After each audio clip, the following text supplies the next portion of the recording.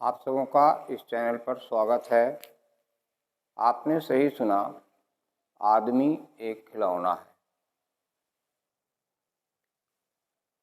कोई भी कार्य उस परमात्मा की कृपा के बिना समाप्त तो क्या, आरंभ भी नहीं किया जा सकता। तो उसी परमपिता परमात्मा की कृपा से मैं आज आप लोगों के बीच एक अजीब सा विषय प्रारंभ करने जा रहा हूँ। जैसा कि पिछले एक शॉर्ट वीडियो के माध्यम से जानकारी दी गई थी कि हिंदी का लेसन स्टार्ट किया जाएगा, तो इसलिए आज मैं आपके सम्मुख उस विषय के साथ प्रस्तुत हूँ। ये विषय है, आप सभी जानते हैं, शॉर्ट हैंड। हमने दो भागों में लिख रखा है इसे, शॉर्ट हैंड और राइटिंग। इसलिए दो भागों में लिख रखा है कि अधिकांश लोग, क्या सारे के सारे लोग यही बोलते हैं शॉर्ट हैंड, इसलिए हमने भी शॉर्ट हैंड लिखा है। परंतु अब जो आप लोग जो भी अंग्रेजी पढ़े हैं कुछ भी, तो ये जरूर जानते हैं कि हैंड एक नाउन वर्ड है जिसे हम अपनी मातृभाषा में हाथ के रूप में जानते हैं, और इसके साथ जो एक शब्द लगा हुआ है शॉर्ट, ये एडजेक्टिव है जिसका अर्थ होता है हिंदी में संक्षिप्त या छोटा। अब ये समझिए कि ये सीखने का विषय है, तो सीखा जाता है तो कोई वर्क सीखा जाएगा, कोई कार्य सीखा जाता है, कोई वस्तु तो नहीं सीखा जाएगा। कार्य का मतलब वर्क, वर्क का मतलब वर्ब वर्ड होना चाहिए। पर यहाँ जो मुख्य रूप से जो लोग बोलते हैं, जो लोग लिखते हैं, जो लोग प्रयोग करते हैं टर्म को, शॉर्ट हैंड का प्रयोग करते हैं, लेकिन वास्तव में इसका नाम शॉर्ट हैंड राइटिंग है। अब हिंदी सीखने वाले, अगर आप लोग अभी इस वीडियो को देख रहे होंगे तो आपके मन में यह बात आ रही होगी कि ये तो कहा गया है कि हिंदी शॉर्ट हैंड का पाठ शुरू करेंगे, लेकिन अंग्रेजी इन्होंने लिखा और अंग्रेजी की चर्चा की जा रही है। तो देखिए, कोई बच्चा जिस परिवेश में जन्म लेता है, जिस भाषा के बोलने वालों के बीच जन्म लेता है, तो लोग उसका नामकरण उसी भाषा में अर्थ के हिसाब से करते हैं। तो इस विषय का जन्म आप सबों को पता होगा, पिटमैन साहब रहे हैं और अंग्रेजी में ही शुरू किया गया है, अंग्रेजी में ही इसका जन्म हुआ है, इसलिए इसका नाम अंग्रेजी में है और उसी का प्रचलन है। इसी को अगर अपनी मातृभाषा में कहें तो इस नाम से जानते हैं,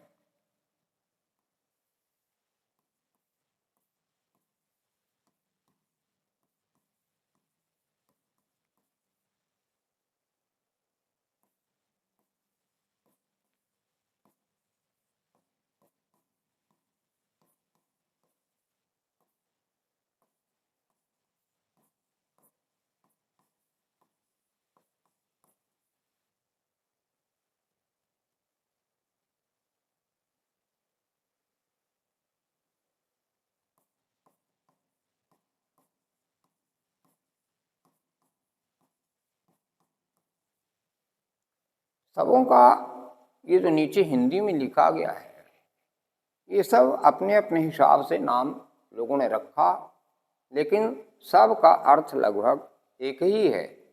और इस सारे चारों नाम में आप देख रहे हैं कि लिपि लिपि लिपि लिपि। तो ये कुछ लोग चर्चा में ये कहते रहते हैं कि यह एक भाषा है, पर ये भाषा तो है नहीं, तो लिपि है। भाषा तो हिंदी, अंग्रेजी, कन्नड़, उड़िया, मगही, जो भी ये सारी भाषाएं हैं। लेकिन लिपि जैसा कि हम जानते हैं, अंग्रेजी के लिए रोमन लिपि, हिंदी के लिए देवनागरी लिपि इत्यादि इत्यादि। तो यह एक लिपि है, न कि भाषा है। तो ये जो लिपि के साथ नाम जुड़ा हुआ है, आशु का मतलब भी शीघ्र ही होता है। शीघ्र तो शीघ्र है ही। त्वरा त्वरण शब्द से बना है, जो भौतिक विज्ञान में आप लोगों ने पढ़ा, वेग वृद्धि। तो बढ़ते हुए गति से लिखना। और ये संकेत लिपि, संकेत का मतलब सिंबल आप समझ सकते हैं। तो ये हमारे समझ से ये सटीक नाम नहीं होता है, लेकिन लोग इसका प्रयोग करते हैं। गया प्रसाद अग्रवाल जी ने किताब लिखा है, तो उसमें नाम ही उन्होंने रख दिया है संकेत लिपि। पर सबसे सटीक नाम ये आशु लिपि इसका है। शीघ्र लिपि भी कुछ हद तक ठीक है। तो आज इस विषय पर चर्चा होगी, ये आशु लिपि क्या है। तो जैसा कि आपने देखा, आशु लिपि या शीघ्र लिपि का मतलब शीघ्र से शीघ्र लिखना। कितना शीघ्र लिखना? तो बहुत से लोग जानते होंगे, या कुछ लोग अगर पढ़ रहे होंगे तो वो तो अच्छी तरह जानते होंगे कि उतना शीघ्र लिखना है, मतलब उतनी तेजी से लिखनी है जितनी तेजी से कोई बोल सकते हैं। To write as fast as may be spoken, मतलब लिखने के साथ साथ, सुनने के साथ साथ लिखना। और इसीलिए ये शॉर्ट हैंड राइटिंग का एक और नाम बाद में दिया गया,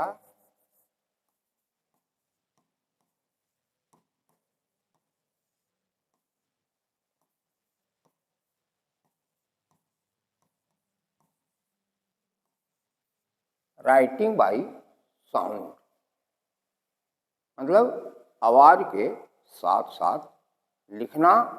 और इसी को हिंदी में श्रुत लेख भी कहा जाता है। श्रुत लेख, सुनकर लिखना। वैसे श्रुत लेख लगभग सामान्य कक्षाओं में 4, 5, 6 कक्षाओं में इसका अभ्यास कराया जाता है, लेकिन उस समय शीघ्र लिपि के रूप में नहीं, सिर्फ श्रुत लेख के रूप में इसका अभ्यास कराया जाता है। और उसमें गति की कोई सीमा नहीं होती है, मतलब गति बहुत तेज नहीं होती है। और बच्चों को एक एक खंड को 3-3 बार बोलकर लिखवाया जाता है। और उसका उद्देश्य ये होता है कि सुन करके हम शुद्ध कैसे लिखें, और इसके लिए शुद्धाक्षरी का जो नियम है उसका अभ्यास कराया जाता है। तो ये श्रुतलेख है, और केवल श्रुतलेख अब नहीं रह गया है, अब ये आशु लिपि के रूप में हमको सीखना है। अब ये अंदाज़ा लगाइए कि सुनते सुनते यदि लिखना है, तो अब तक जो आप लोगों ने लिखने का कार्य किया, तो यदि कहा जाए कि हम लोग यहाँ बैठे हैं, तो अभी जो कहा गया कि सुनने के साथ साथ लिखना, तो जिस लिपि में आप लिख रहे हैं अब तक, हिंदी भाषा की देवनागरी लिपि, अंग्रेजी भाषा की रोमन लिपि, उसमें ये संभव नहीं है कि जैसे ही बोला गया हम लोग यहाँ बैठे हैं वैसे ही लिख लेना है। ये लिखावट जो है, बिल्कुल जैसे टेप रिकॉर्डर में टेप हो जाता है, रिकॉर्ड हो जाता है, उसी तरह से वो जो रिकॉर्डिंग है उसको केवल सुना जाता है और सुनी हुई बातें टिकाऊ होती नहीं हैं। इसलिए लिखने का प्रावधान बनाया गया है कि जो भी बातें लिखी गई हैं उनका प्रयोग हम कभी भी भविष्य में कर सकते हैं, शुद्ध शुद्ध जैसा बोला गया है उसी तरह से। अब ये समझिए कि इसके लिए क्या करना होगा। तो इसके लिए हम कल्पना कर सकते हैं कि यदि एक स्थान से दूसरे स्थान पर हमें बहुत जल्दी पहुंचना है, कम से कम समय में पहुंचना है, तो उसके लिए 3 बातें हमारे दिमाग में आती है। एक तो हम कह सकते हैं अंग्रेजी में फास्टेस्ट स्पीड, दूसरा हो सकता है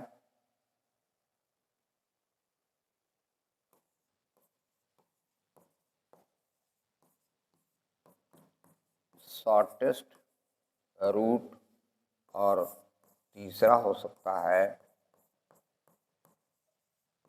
एक्सपर्ट ड्राइविंग। ये 3 पॉइंट हमारे दिमाग में आ सकता है कि यदि कहीं हमको बहुत जल्दी में पहुंचना है तो रूट जो है हम सिलेक्ट करेंगे, चूज करेंगे शॉर्टेस्ट, कि कम से कम दूरी तय करना पड़े और फास्टेस्ट स्पीड हो। जो भी हमारी क्षमता है उसमें पूरी क्षमता से ज़्यादा गति से हम चलें। और इसमें तीसरी बात ये जरूर है कि जिस वाहन के सहारे हम दूरी तय करेंगे या फिर अगर दौड़कर ही दूरी तय करनी है तो हमें दौड़ने में एक्सपर्ट होना चाहिए, या वाहन से अगर दूरी तय कर रहे हैं तो वाहन चलाने में एक्सपर्ट होना चाहिए। अभी आप कह सकते हैं कि आप तो बड़ा अजीब बात करते हैं, ये स्पीड, रूट और ड्राइविंग लिखने में क्या इसका स्थान है, क्या तुक है लिखने में? तो देखिए ये सारी बातें क्या है, एक दूरी तय करना, कवरिंग अ डिस्टेंस। तो जब हम कुछ लिखते हैं, मान लीजिए कि ए आप लिख रहे हैं या फिर का लिख रहे हैं, तो ये जो आपने लिखा तो ये पेन के नोक द्वारा या जो आपका लिखने का माध्यम है, पेंसिल, चौक जो भी हो, इसके द्वारा दूरी ही तय करते हैं ना। और ये दूरी तय करने से इससे जो चिन्ह बनता है उसी को अक्षर माना गया है, अक्षर नाम दिया गया है। इसी दूरी को इसमें कम करनी है, इसी दूरी को हमको कम से कम करनी है। तो इसलिए इसमें जो सारे अक्षर हैं, आप ये जानते हैं कि हिंदी में कितने सारे अक्षर हैं, कितने व्यंजन हैं, कितने स्वर हैं, अंग्रेजी में कितने वोवेल हैं, कितने कॉन्सोनेंट हैं, लेकिन इसमें जो है आवाज़ तो वही रहेगी, हिंदी वाली या अंग्रेजी वाली आवाज़ तो वही होगी। जैसे मान लीजिए कि राम, तो राम को जो हिंदी जानने वाले हैं तो उसकी लिपि देवनागरी में इस तरह से लिखे हैं, और जो अंग्रेजी जानने वाले हैं इसी आवाज़ को इस तरह से लिखेंगे। इसी तरह से कन्नड़ वाले अपने चिन्ह में लिखेंगे, अपनी लिपि में लिखेंगे, उर्दू वाले अपनी लिपि में लिखेंगे, चाइनीज वाले अपनी लिपि में लिखेंगे। तो उसी तरह से भाषा तो वही होगी, आवाज़ तो वही होगी, केवल लिपि बदल जाएगी। इसलिए लिपि बदल जाएगी कि इसमें जो है जो सिंबल बनाए जाएंगे वो छोटे से छोटे बनाए गए हैं, और वो जो हैं बस इतने ही चिन्ह होंगे इसमें, ये और ये। इन्हीं चिन्हों का प्रयोग करते हुए आपको सारे अक्षरों के बदले लिखना है। दुनिया में हिंदी भाषा में जो भी शब्द बोला जाए, जो भी अक्षर बोला जाएगा, सारे को इतने ही लिपि में समेट करके लिखना है। आप कह सकते हैं या समझ सकते हैं कि यह एक कोड है। कोड का हिंदी कूट होता है। कूट का मतलब छिपा हुआ होता है, जिसको सब लोग ना जाने, जो प्रयोग कर रहे हैं वही जाने। ये कूट का मतलब है, ये कोड का मतलब है। जैसे अभी जो है बहुविकल्पीय प्रश्न आता है। मान लीजिए कि एक प्रश्न बच्चों को दिया गया कि भारत के प्रधानमंत्री कौन है, और उसका 4 विकल्प दिया गया है। और मान लीजिए जो सही विकल्प है वो ए में है, ए बी सी डी 4 विकल्प हैं। तो आप उत्तर जो लिखेंगे वो जो जानेंगे ए वाला जो सही है, तो सिर्फ आप लिखेंगे क्वेश्चन नंबर, यदि वो 5 है तो 5 लिख करके ए लिख देंगे। अब ये 5 का ए वही जानेंगे जिनको उत्तर देना है, या जिन्होंने क्वेश्चन सिलेक्ट किया है, या जो जांच करेंगे। इसके अलावे आप आम आदमी के सामने 5A कह देंगे या लिख देंगे, तो उनको क्या पता है कि 5A का मतलब क्या है। तो ये कोड हुआ। इसी तरह से ये शॉर्ट हैंड राइटिंग के लिए या आशुलिपि के लिए ये सारे कोड होंगे। अब इसी कोड को आपको सीखना है, इसी का अभ्यास करना है। इतने ही कोड में आप जितने प्रकार के अक्षर का प्रयोग करते हैं हिंदी या अंग्रेजी में, बस हिंदी शॉर्टहैंड के लिए भी यही और अंग्रेजी शॉर्टहैंड के लिए भी यही इतने चिन्ह का प्रयोग होगा।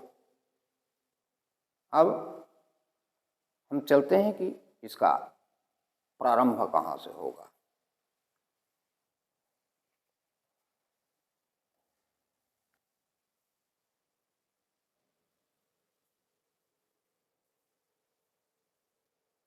भाषा को लिपिबद्ध करना अर्थात लिपि में लिखना।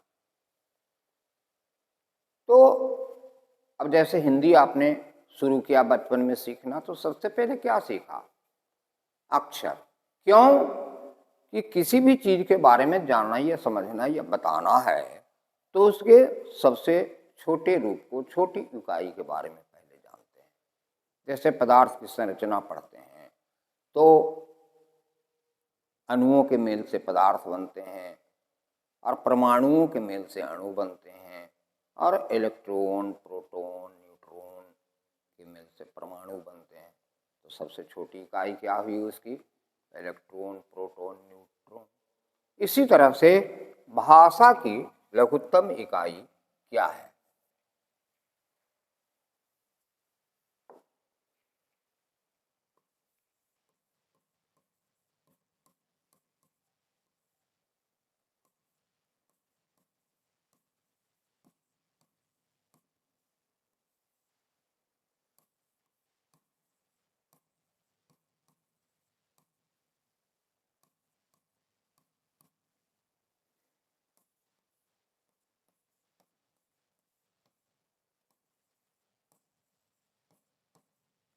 वर्ण या अक्षर।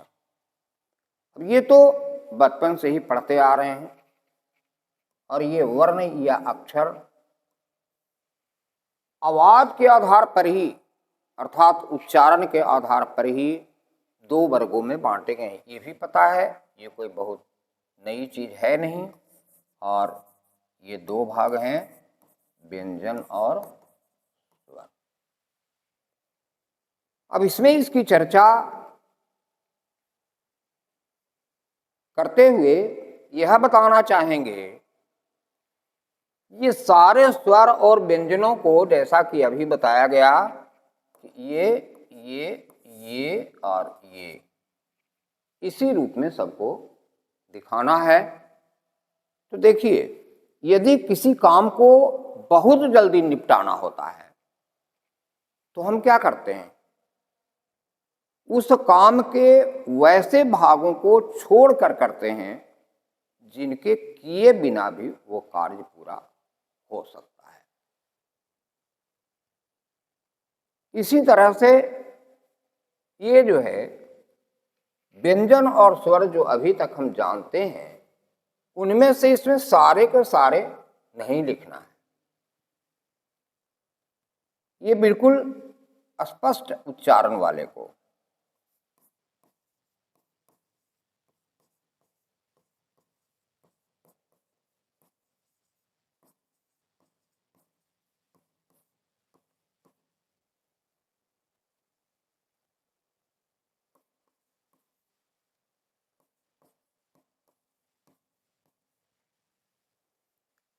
ये व्यंजन और स्वर जो जानते हैं, कवर्ग, पवर्ग, चवर्ग, टवर्ग इत्यादि, या रालावा, इसमें से कुछ ऐसे व्यंजन हैं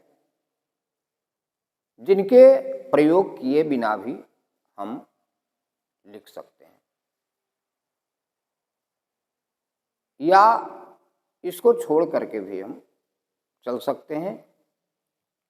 तो इसलिए ये जो संकेत होंगे, बिल्कुल ऐसा नहीं होगा कि सारे के सारे एक एक अक्षर के बदले एक एक संकेत होंगे। तो ये इस रूप में इनको लिखा जाएगा, और इसके लिए पहले हम व्यंजन के लिए चलते हैं।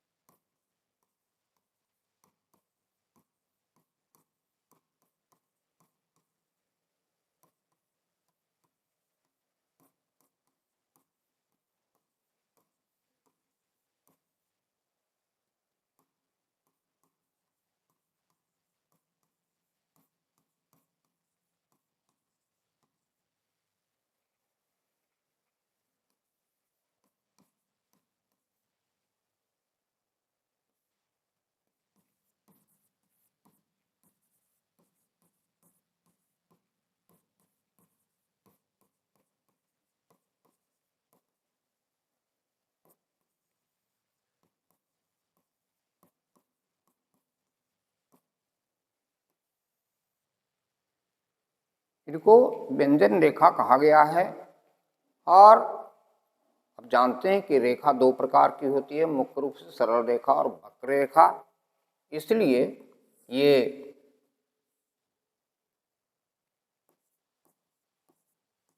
कुछ व्यंजन को सरल रेखा के रूप में लिखा जाएगा और कुछ को वक्र रेखा के रूप में। अब हम ये समझते हैं अच्छी तरह से कि जब बिंदुओं को बिना दिशा बदले हुए मिलाते जाएं तो हमें सरल रेखा मिलेगी, और बिंदुओं को दिशा बदल बदल कर अगर आगे बढ़ाते हैं, मिलाते हैं, तो वक्र रेखा मिलेगी। लेकिन वक्र में भी दो प्रकार के वक्र हैं। आप लोग रेखा गणित या त्रिकोणमिति या क्षेत्रमिति में चर्चा सुनी होगी कि नियमित वक्र और अनियमित वक्र। जैसे इस तरह की रेखा अगर होती है तो ये भी वक्र है, इस तरह की रेखा है तो ये भी वक्र है, और एक वक्र ऐसा भी होता है।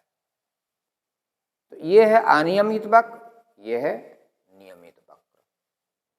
तो यहाँ जो वक्र रेखा के रूप में संकेत आए हैं,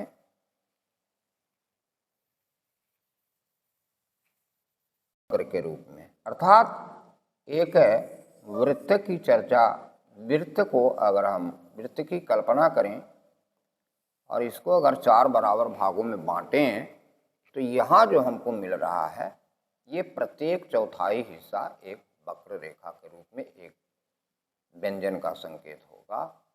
और फिर इसको अगर इस तरह से 4 हिस्सों में बांट दें तो ये भी मतलब किसी व्यंजन का ये यहाँ से यहाँ तक, यहाँ से यहाँ तक, यहाँ से यहाँ तक, यहाँ से यहाँ तक, और किसी व्यंजन का यहाँ से यहाँ तक, यहाँ से यहाँ तक, इस तरह से होंगे। तो ये वक्र रेखा का मतलब ये हो गया। इस तरह से वक्र रेखाएं होंगी और इसी स्ट्रक्चर में आप समझ सकते हैं कि सरल भी है, वक्र भी, मतलब पूरे व्यंजन का संकेत इसमें आप कल्पना कर सकते हैं।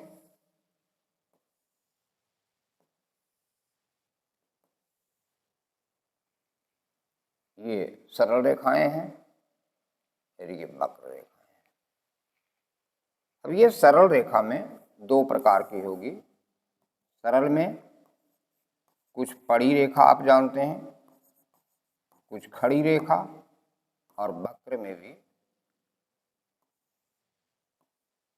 पड़ी और खड़ी।